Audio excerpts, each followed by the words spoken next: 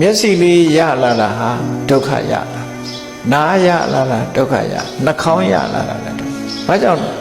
မျက်စိရလာသည့်အတွက်ကြောင့်မျက်စိမွဲတယ်တို့မျက်စိကျိန်းတယ်တို့မျက်စိနားတယ်တို့ဖြစ်တာတခုဖြစ်တာပဲ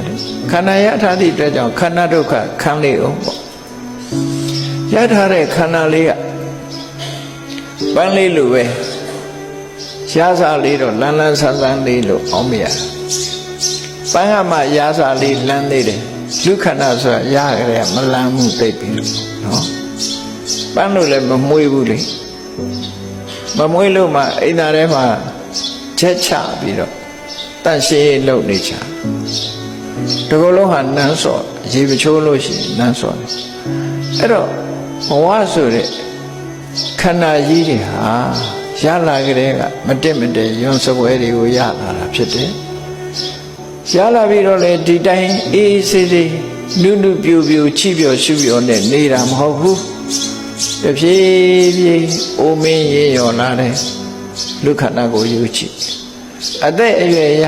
တဖြည်းဖြည်းရင်းရော်အိုမင်းနောက်ဆုံးမှရုပ်ပြည့်စမြက်ထီအောင်ဖြစ်သွားတဲ့ရွယ်ချိပြီးဆိုရင်တဲ့ရွယ်လိုက်လူဟာရုပ်ပြည့်စမြက်ဖြစ်သွားခေါင်းပေါ်ဆပင်းနေကုန်ဖြူ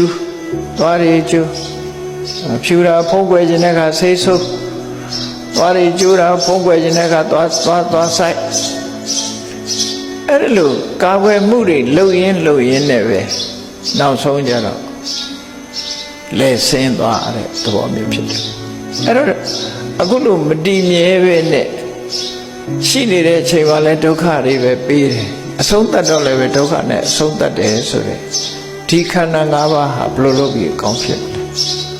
ဒါကြောင့်မို့ဘဝကိုမြတ်စွာဘုရားရှုတ်ချတယ်ဒုက္ခလို့သတ်မှတ်တယ်ဒုက္ခတွေမကဘူးရောဂနံထိတိခန္ဓာ၅ပါးရလာခြင်းဟာရောဂရလာခြင်းပဲစရမရဏတဘာတုဘာဝအိုခြင်းသိခြင်းဆိုတာဖြစ်ပေါ်လာခြင်းပဲလို့ဘဝနဲ့ပတ်သက်ပြီးတော့အခုလိုရှုမြင်သုံးသပ်နိုင်ရအဲ့ဒါကြောင့်မို့လို့ဘဝတန်ဖိုးမဟုတ်ဘူးတန်ဖိုးမဟုတ်တဲ့ဘဝကြီးကိုတန်ဖိုးလို့ထင်ပြီးတော့ယူရခင်မင်ဘဝကြီးကိုယ့်ရဲ့ခန္ဓာကိုယ်ကြီးကိုလှုပ်ကြွေးနေမယ်ဆိုလို့ရှိရင်နော်